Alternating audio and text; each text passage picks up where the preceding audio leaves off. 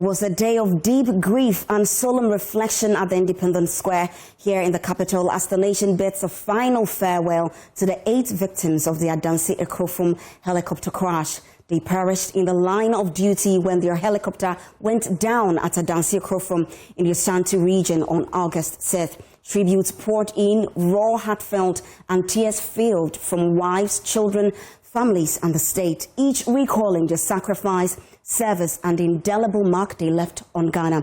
First, let's bring you a report of the tributes by the wives of the 8. Describing her late husband as a loving and perfect father, wife of late Defense Minister Rita Omanibuama said he did his best as a family man despite his busy schedule. Despite your busy schedule as a medical doctor, and later in your political roles, you either bathe the children every morning or dress them up whilst I bathe them. You were their favorite teacher because you knew their syllabus back to back. You also had a strict timetable for their private study, yet made room for play and adventure. Wife of Dr. Ibrahim Murtala Mohammed described her husband as a man whose presence was a gift to all who knew him. He listened patiently, sympathized, and then said, my dear, the president has called me. At that moment, I realized I wasn't just sharing my husband with friends, family, or the community. I was sharing him with the president of Ghana as well. That was Mohammed, always in demand, always important to someone, but still finding the time to care for his family. His daughters will comb his hair, or perhaps I should say his head, because he had no hair. He loved to play horse with the children. These were the moments I smiled, because then he was not wearing the hat of the Minister of State, but that of a dad instead. For wife of Squadron Leader Peter Bamefi Anala, the joy of birthing their first child months ago has been dimmed. But her consolation is in the assurance that he died knowing God. You have left me broken. This was not the plan, Peter. This was not it. But for me, please come back. Please.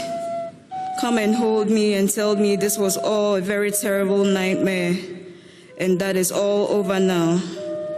I am supposed to be consoled with the fact that you died knowing God and that there is rest for you until we meet again.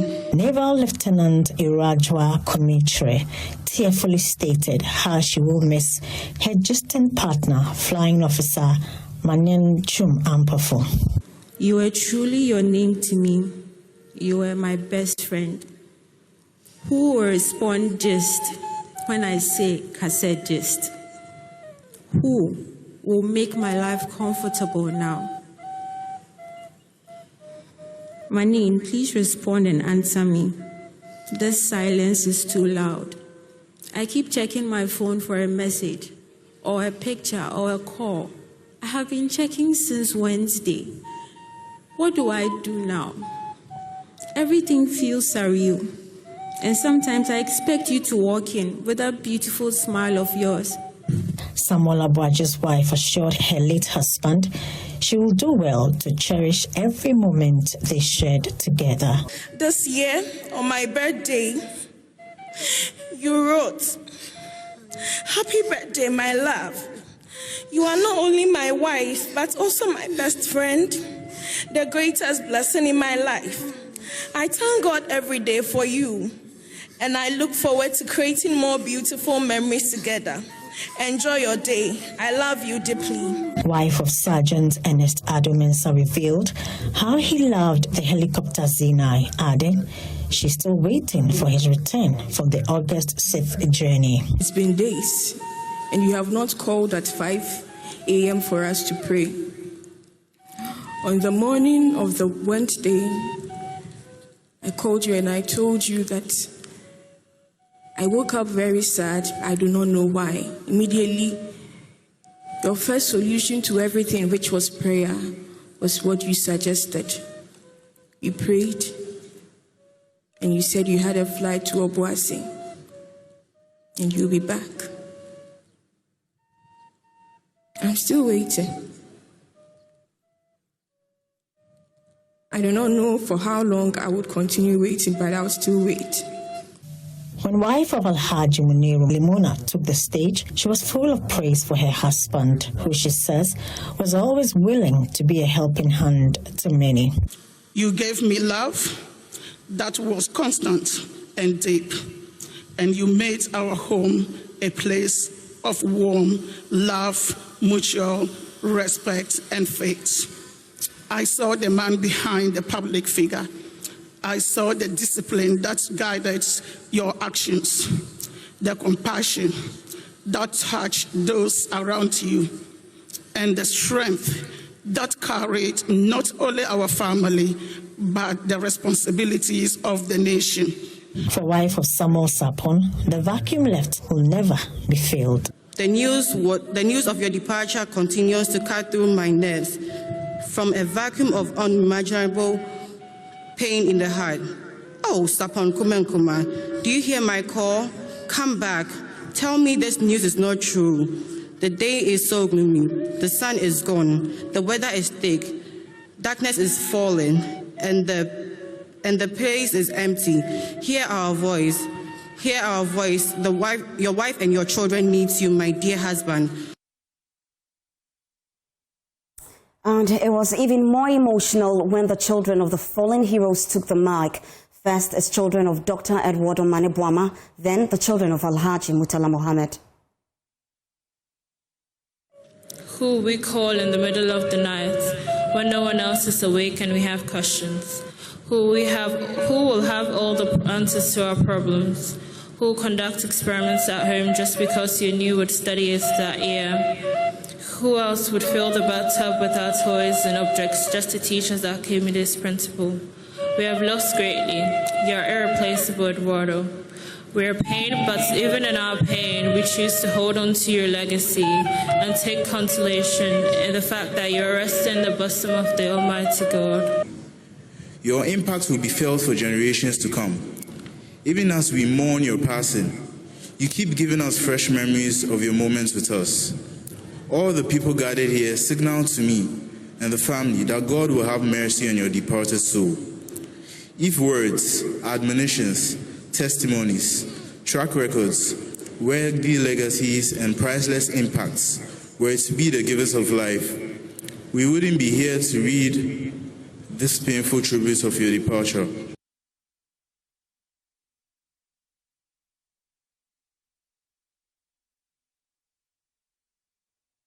Parliament also paid a moving tribute, describing victims as radiant stars whose legacy will continue to illuminate the nation's path.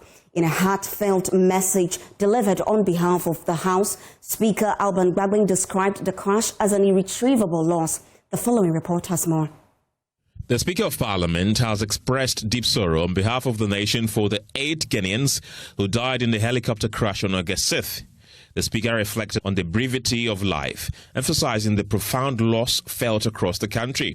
The Speaker described the 8 heroes as radiant stars who illuminated Ghana's path through their dedication to public service and the nation's progress. They were the loving hands that cradled children, the wise voices that guided families, the charitable hands that fed families and whole communities, the compassionate hearts that uplifted our dear country. Just days ago, many of these fallen heroes stood among us, united in grief, as we bid farewell to our dear friends and comrades, Kobina Adekoka and Sampi Yale. Like us, these fallen heroes came to honor the memory of their compatriots and to say goodbye to comrades they cherish. The Chief of the Defense Staff, Major General William Ejapon, also paid a heartfelt tribute to the 8 fallen heroes, describing them as brave men who served with pride but fell with honor. In his moving eulogy, the Chief of Defense Staff praised the late Defense Minister, Dr. Edward Omani Boamah's short but impactful tenure, noting his transformative leadership and unwavering commitment to excellence in service of Ghana's armed forces. Dr. Omani Boamah's short tenure as Minister for Defense was marked by transformative leadership, innovation, and unwavering commitment to excellence. As part of a broader agenda of resetting Ghana, he advocated and implemented policies that sought to raise the standards of the Ghana Armed Forces. Squadron Peter Anala was a pilot whose capability combined advanced piloting skills and deep technical knowledge. He was commissioned into the operations branch of the Ghana Air Force in 2014. After his ab initio pilot training in the United States, he was awarded both a private and commercial rotorcraft license and an advanced instrument ratings certification. His integration of flight safety protocols into operational planning enhanced mission success. Acting Chief Justice Paul Bafuboni also says the 8 Ghanaians who died in the August 6th helicopter crash left at a time least expected, reminding the nation that life is fleeting. In a tribute on behalf of the judiciary and the judicial service at the state funeral at the Black Star Square, he described the fallen heroes as 8 radiant stars whose light illuminated our nation's path and lamented their sudden passing. And may the souls of the departed 8 rest in peace. Let's now move to the Upper East region, where the Bolgatanga Technical Institute has been closed down indefinitely after a violent protest by students. The disturbance, which erupted on Friday, left 6 students injured and saw several school facilities set ablaze. The school's library block, which also houses the administration and senior housemaster's office, was completely gutted, destroying books, furniture and records. According to sources, the chaos was triggered by the suspension of 6 students over misconduct. On Thursday night, some of their colleagues allegedly regrouped to retaliate, sparking the violent scenes. All students have since been asked to go home, while police have stepped up security patrols around campus. Our Upper East regional correspondent, Albert Sori, has more on this development. Now he joins us via phone. Hello, Albert, and thanks for joining us. What are we learning about this incident? Good afternoon. So, as you said, the students were agitating and protesting the suspension of some of their colleagues who ostensibly misbehaved and were suspended by school authorities. They had started mobilizing and making noise around 12 midnight yesterday, and eventually they got other students to join them. And by daybreak, the whole thing had degenerated into serious chaos. And they then attacked, several school properties. As you would see, the school's library was torched. The books and everything in it have been burnt to ashes. They also burnt down the senior house master's office, from what we are told. And so the police and fire service had to be called in to douse the fire and also to control the rioting students. After some time, the Regional Security Council advised that, looking at how the atmosphere had become, they would have to let the students go home because they were already approaching the end of the term. And so they were asked to go home indefinitely. From what we learned, some of the students had their mobile phone devices seized by the police, ostensibly to help in investigations. What I also learned from some of the students was that the injured include one who was stabbed in the neck by one of the students in his attempts to, talk to them to stop what they were doing. And so the injured are in hospital. Police are still doing their investigations, and they haven't officially spoken to us. But these are the facts that we have gathered so far. Albert, there are reports that a swift response from the police and fire service personnel prevented some flames from spreading to other facilities like the administration block. How accurate is this account? Exactly so. The buildings are, the library is not the only, department in this building, as you would see in the picture. There were other, rooms on the building that could have also been burnt if the fire service hadn't got there in time. And so those reports are accurate. What we do not know is whether the students behind this have been arrested yet, because we are told that the police are looking for them. This morning, we haven't had information from the police yet regarding whether any arrest has been made or not. But yes, these are the stories that we are getting from the sources within the school. And also, the school is going to be indefinitely closed. We do not know when the students will be asked to come back to school. Albert, we are told that some of the students, the injured students, have been sent to the Upper East Regional Hospital. Can you tell us what's their state? How are they faring? How are they doing? Well, the student who has been stabbed seems to be the one in a very serious situation. We haven't had access to them, obviously, because they are receiving medical treatment. But from what we learned, they are all in stable condition. There hasn't been any degeneration of their condition of any sort.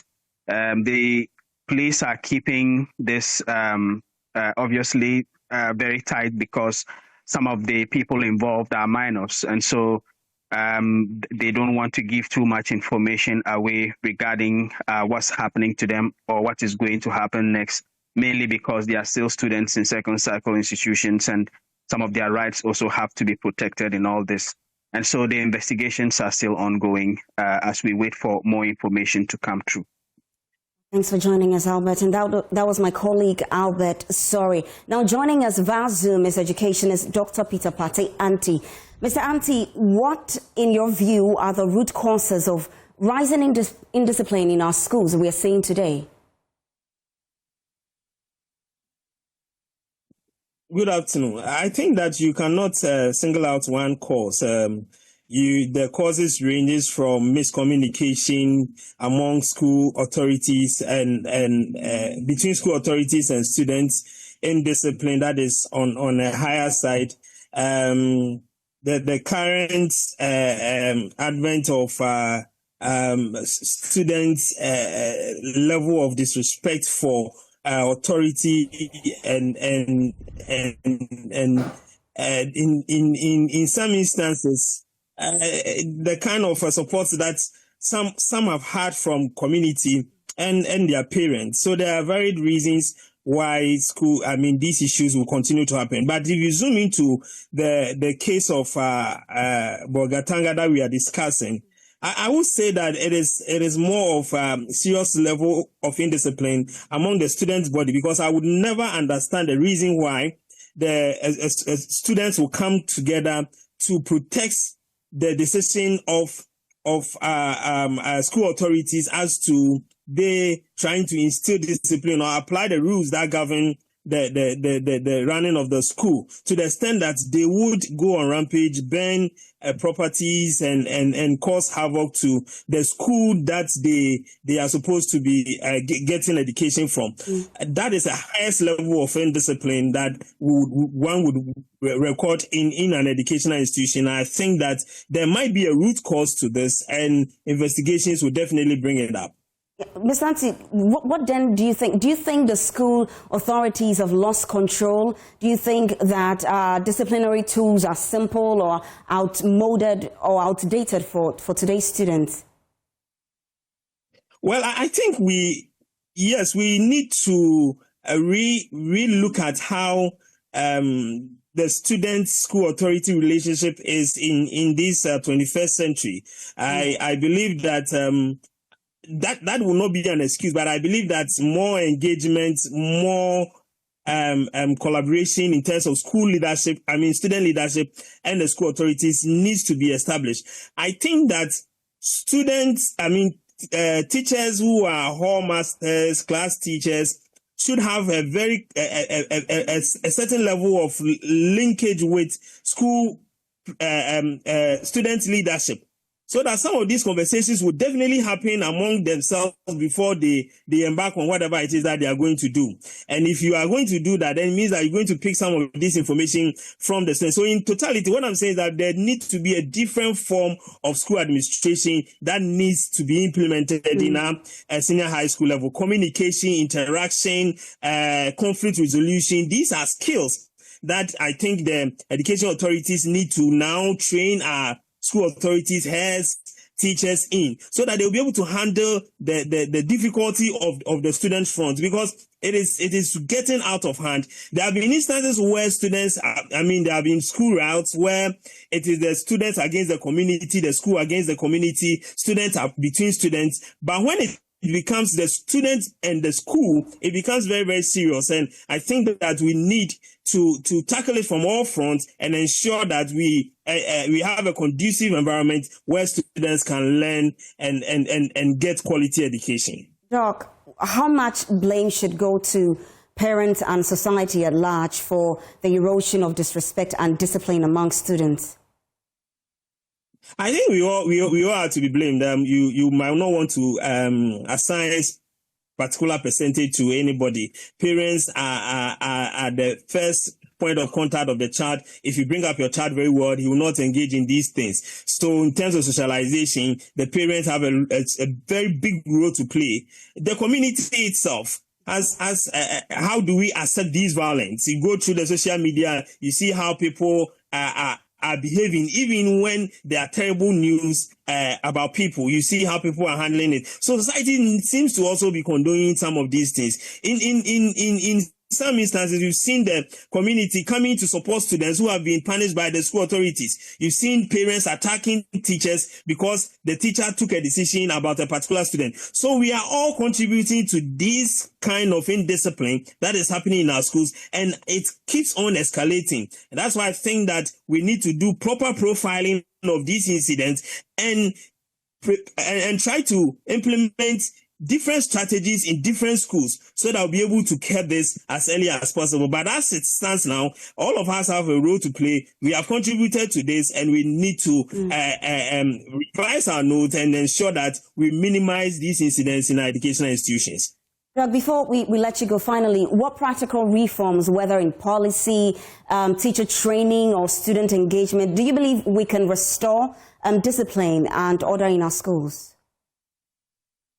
Yes, I think in the short run, the short immediate term, we need to quickly establish conflict resolution measures in our schools. We need to take a look at discipline and accountability. We need to take students' counseling and support seriously. We need to ensure that we have serious monitoring and reporting mechanisms. And we need to increase supervision and security measures in our schools. These are immediate things that we can do. In the long term, we need to look at the whole school governance system,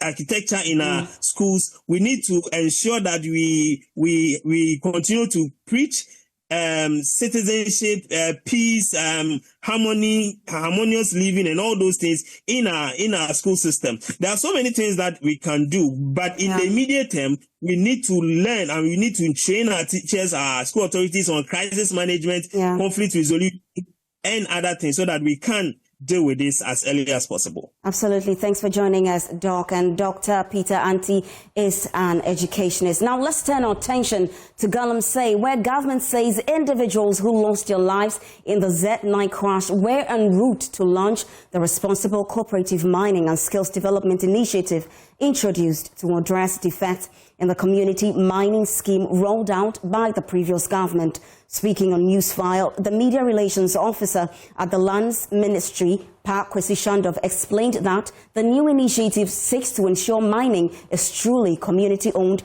and facilitated. Features, he noted, were absent from the former scheme. The program, which unfortunately was marred by this unfortunate event, is what we refer to as the Responsible Cooperative Mining and Skills Development Program, or otherwise known as the R concept. Now, what the outcome step seeks to do basically is to upscale what we have had in the past. That is specifically the community mining scheme and the National Alternative Livelihood Program, National Alternative Employment and Livelihood Program, the NALEM. The reason we are bringing this on board is that upon examination, we realized that there were a couple of defects with those two vehicles. The defects we realized principally was the fact that instead of being communal in outlook, it became an avenue for the political elite to venture into the enterprise of mining, in the sense that for the community mining scheme, for instance, you had people who were sitting, for instance, in Accra. They would acquire the license, they would go through all the facilitation process, and then they would go to the communities and then begin the mining without the participation and the buy-in or the cooperation of the local folks. And we realized that became a problem. So what this latest intervention does is that it now sees the entire process of, or the entire facilitation and the operationalization of the mining in the local enclaves to properly the local people. That way, it is community owned, it is community facilitated, and then of course the community gets to profit from that venture as well. So that how is this program or project a solution to Galamsey? It is a solution in the sense that if you go to many of the local communities, the mining communities, the justification a good number of them have consistently given for getting involved is the fact that they do not have an active economic enterprise. Basically, they do not work, and that is their justification. What we are now doing is that if it is indeed true that they do not work, and maybe mining is what they want to do, we want them to do that in a more responsible and sustainable manner. This time around, not recklessly or arbitrarily. It's going to be done with recourse to appropriate protocols and procedures. Meanwhile, the Director of Policy Engagement and Partnerships at the Ghana Center for Democratic Development, CDD, Dr. Kojo Pumpuni Asante, explained that community ownership does not necessarily guarantee responsible mining. Hence, there is a need for effective regulation. Is it the idea that when they own it, they'll be more responsible? Because it's not given. If somebody doesn't regulate it the same way they will regulate Newmont, people will still take advantage, and if they have to use mercury, to get what they want, because people can see the money, and if they are willing to kill themselves, what now that they even don't have the military or whoever behind them, why would they act differently?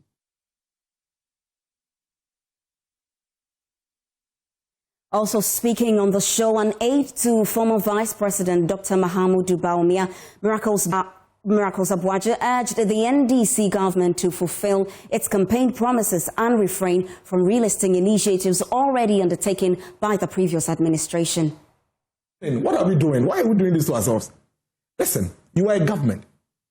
When you were coming to office, this emergency was there already. It's a crisis.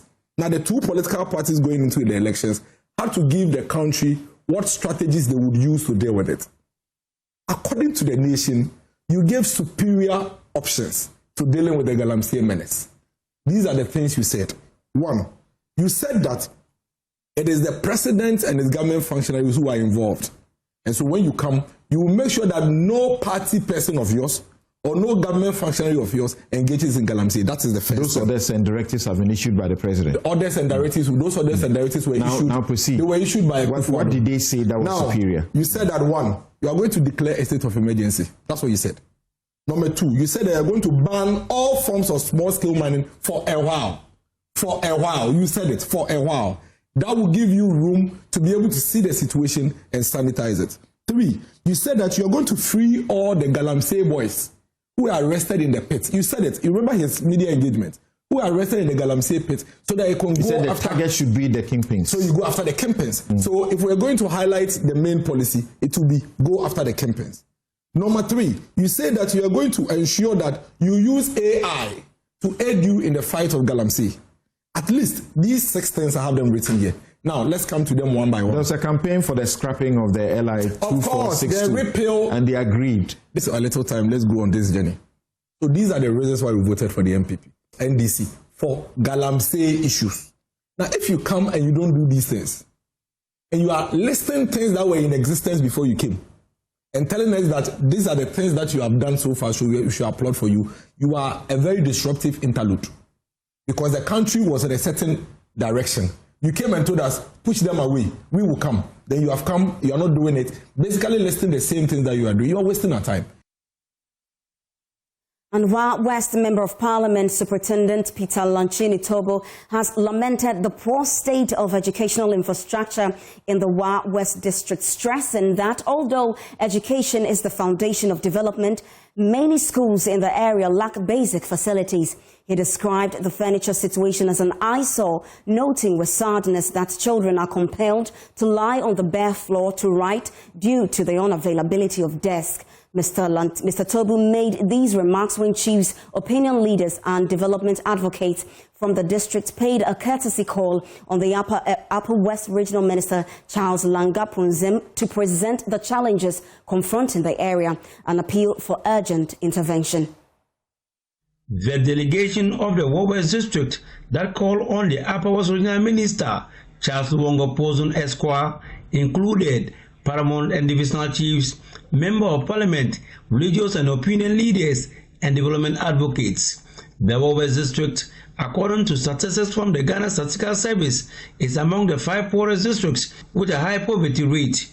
Despite the high poverty rate of the area, it has the potential of being the food basket of the region. It is however bedeviled with several challenges. Chief among them is the deplorable roads in the area, which has a huge impact on all facets of the lives of the people. Paramount Chief of the Durmo Traditional Council, Nasir Utongbara Selimli II, who led the charge, is deeply concerned about the poor state of roads in the district.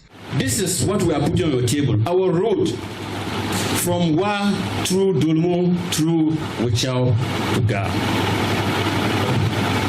We want it to be tarred. We are not just thinking about repairing the road. We want the road tarred before the end of term of this particular government. It is our major preoccupation. And we emphasize, if we even do this one for us, don't do any other thing. But I think we can't blame you. We know we are many in the country and there are a lot of things that you have to do for Ghanaians. The next concern of the former West District Chief Executive is youth unemployment. Many of our youth complete universities, polytechnics, colleges of education, nursing training colleges, and they are in the house. No employment. Please, Honorable Regional Minister, anytime, any soon, any opportunity for employment comes your way, please think about West. West Member of Parliament, Superintendent retired Peter Lanchini Tobu had his guide on education focused on lack of furniture at schools and the opening of an additional senior high school in the eastern corridor of the district. Education remains the foundation of development. Yet, many schools in our constituency lack basic infrastructure, hampering teaching and learning. It is so sad, Honorable Minister, that in the 21st century, students can still be found on the floor without furniture. The furniture situation is an eyesore. The past few years, it's terrible to recall. The Doroma E block remains uncompleted, and it is our hope that it catches your attention for immediate action. Our Power Regional Minister Charles Wongo Pozun Esquire, in responding to some of the challenges of the West, promised the fixing of the abandoned E block with other ancillary facilities. The important and interesting news is that the Dormo E block will be completed, and beyond completion, government intends to convert most of those schools to boarding houses. And therefore, once it's completed, additional facilities such as dormitory blocks for boys and girls, dining, new administration blocks, ICT centers, library will be included to make it a complete boarding senior high school. I am aware that the District Assembly Common Fund has dedicated a certain percentage mandatorily that all districts must comply in supplying furnitures to our schools. Reporting for JoyNews, Rafiq Salam. Wow. And you're still live on JoyNews Room. We'll be right back after this break. Stay with us. Welcome back and thank you for joining us right here on JoyNews Room. Now, the Ministry of Communication, Digital Technology and Innovation has imposed a daily fine of 10,000 Ghana cedis on MultiChoice Ghana, the operators of DSTV, for failing to submit critical pricing data requested under the Electronic Communications Act. This fine takes effect from Friday, August 15, 2025. There is more in the following report. The ministry had requested DSTV to provide detailed information on bouquet prices, tax components, and comparative subscription charges from at least 6 African countries. This data was necessary to support meaningful engagement on reducing subscription fees for Ghanaian customers, despite being granted an extension until Monday, August 11, 2025. DSTV failed to meet the deadline. Sector Minister Sam George emphasized that the law is clear and the ministry will enforce it. The minister also assured that once the data is submitted, it will undergo an objective review. If the evidence shows taxes are the sole reason for high prices, he will advocate for a tax review. If not, DSTV is expected to comply with the directive to make subscriptions more affordable. The ministry had earlier warned that if no price reduction agreement is reached by September 6, 2025, DSTV's operating license could be suspended. This warning followed the company's refusal to commit to lowering subscription fees despite proposals from the ministry. The daily fine of 10,000 Ghana cedis will be applied until DSTV submits the requested pricing data. The ministry's decision underscores its commitment to protecting consumer interests and ensuring compliance with regulatory requirements.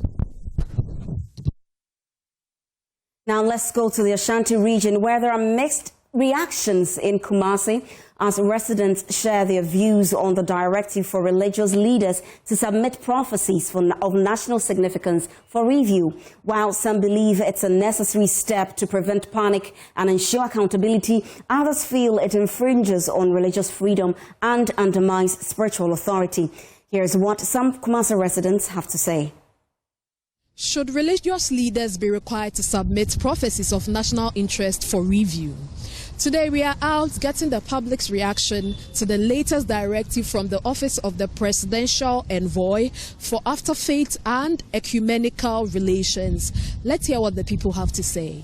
I think that we need to sanitize it, but as a way that every prophecy must be channeled to one area. For that, as I sit here, I disagree with that. But I think that there must be much education through the Christian Council, Ghana Pentecostal and Charismatic Council, and through the various religious bodies as to how we should communicate it, in that we will not bring what we call the fear and panic. I think government is trying to create a platform where people will not live in fear and in panic.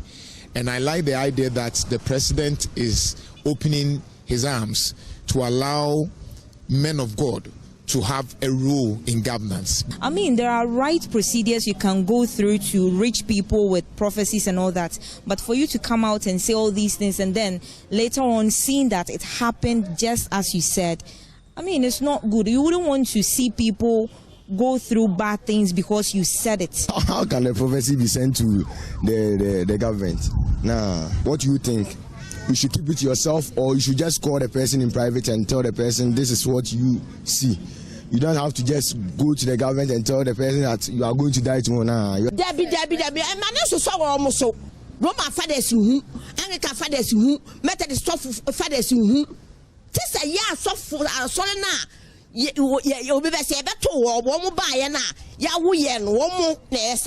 debate around prophetic accountability is just heating up, from strong support to resistance. Some Kumasi residents have shared their thoughts, and they are loud and clear.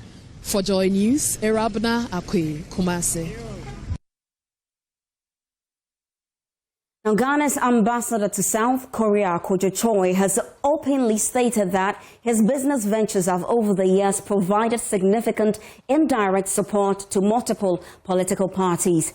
The revelation was made during an interview on JoyNews' The Pulse, where he reflected on his career as a business owner before his diplomatic appointment. Ambassador Choi, a prominent figure in the business community before his foray into public service, cited the pivotal 2000 general elections as a period when his printing company worked extensively with both major political parties. He also been talking about his favorite food, Ghanaian music and sport. Let's take a listen. So I'm going to focus on both levels.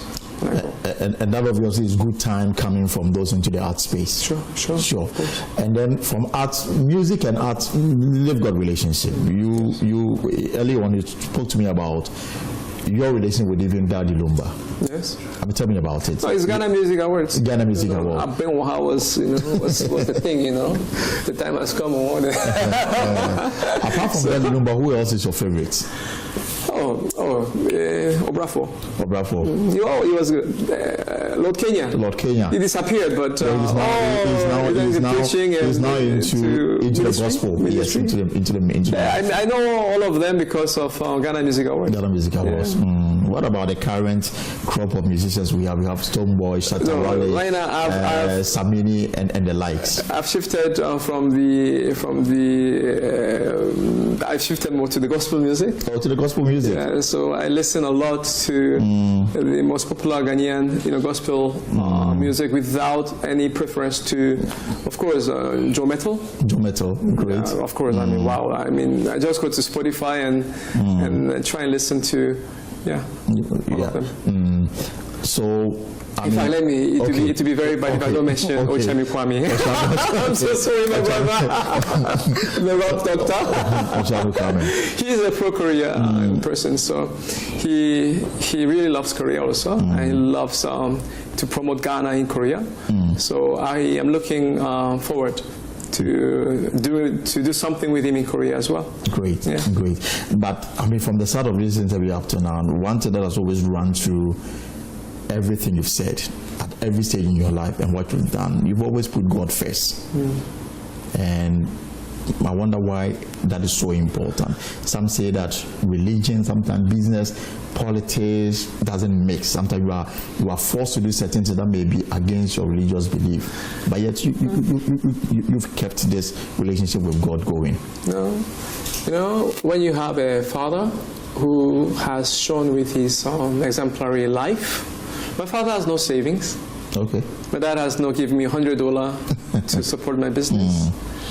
And I respect him so much. And I respect him because his relationship with God is purer than anybody that I've seen. So the success that I will, what will I say, put a, what do you call it? A success that I will call in life would be, will I ever be respected by my own children? No matter how rich I am, no matter how successful I am, trust me, they will not respect me. But when they see me and my relationship with God being so pure, I know I will earn their respect. So like my father, I have no savings. So you have no savings? No, I have no savings. I have no savings. So where is all the money going? I do, I do a lot here and there. So God knows. Okay. There was a time, I'll tell you a very interesting story so that you understand. I believe life is a journey. Right. And the day that you are called, you just have to surrender and come. The Bible says that for the riches there, it will be hard. It will take hard. It will be very hard to make heaven. So one day, about 10 years ago, I went to Bolgatanga up north, and I went to the Bongo district on mission, and we spent about a week. Whenever we returned from such trip, I cry out of the effervescence that I have in me. It's beyond just the moving of your heart. You actually have that. And I bought it, the Antrak that called Fire Me There, if you remember. Yeah, I remember. So I had my wife with me, and my children were in Accra. And as the plane turned, we were going back to Tamale because we saw fire on the left engine, and we were just dipping very fast onto the, ground. And I told my wife that I don't think we will make to Tamale the way we are descending. And I told her that today might be a very good day to die. I actually told her that I'm very happy to die today. Because, I was still in that sense of effervescence in me. Okay. The service of God and my children, God will take care of them. Myself and my siblings, it was God who took care of us. So what I'm trying to say is that life, I believe, is how true you are to God, and that will demonstrate your life with others and your work. So yes, God first in everything that we do. Now, few wishes here. I mean, you told me about fufu. Yes. What other Ghanaian food are you much into? You know, I love banku so much. Oh, okay. My wife loves banku with okra. All my children are okra fans, but I like banku with pepper. You know, with pepper. With pepper. But when I travel to elsewhere for about a month, I don't miss kimchi, the Korean like sort of. What I miss is kinky. Kinky. It's kinky. You know? Is it because you grew up in Accra? I just love kinky. You know, it's so spicy. You know, the sourness of it, and fish that is so dry and hard, the chewy thing, and the most beautiful thing is after finish eating, you know, the crumbs on your finger that is dried, you just pick. You know, you take your time to pick. You spend about 5 minutes before you go and wash your hand. So it's like dessert, and then the cold water will just settle you. You know what I mean? The cold water tastes best after the hot kinky. So I miss kinky whenever I travel. You do, yes. You do, of course. And then what about sports? Are you into? I mean, Tottenham Hotspur song, South Korean. I wonder if that's the team you support because of a song. You know, well, I don't know. I don't watch movies. I don't follow dramas. Okay. And football is one also which I don't follow. And I'm sorry to all of you football supporters of Tottenham, Manchester United, and all of them. I'm sorry to all of you. What about the local league? No, we should support our local leagues. Kumasi, Asante, House of Hope. Yeah. I mean, they say we have to hype it. We ourselves have to hype it. And then as we talk, I mean, some of you are talking about me, you know, Brony Coco, you know, how can you be Ghanaian? Meanwhile, all of you are looking, it's not ironic. I think we have to be more into what we own and who we are. Right. Yes. So growing up in Accra, you do support House of Folk? No, I mean, I was with Kotoko. Oh, then you are with me on that.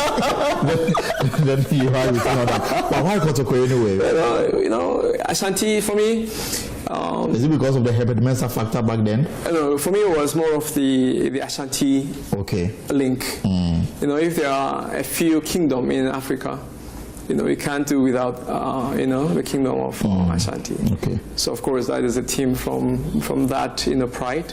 Yes. So, I wish all of you that will support, of course, the local teams. At the moment, I'm a very fanatic golfer. Okay. So, the free time that I have. You do golf? Yes, I go. And that's Ambassador Choi there, very interesting personality. Well, that's how we wrap up Joy Newsroom. My name is Sheila Sechi. For more news, do log on to myjoyonline.com. Enjoy the rest of our programs. Have a good afternoon.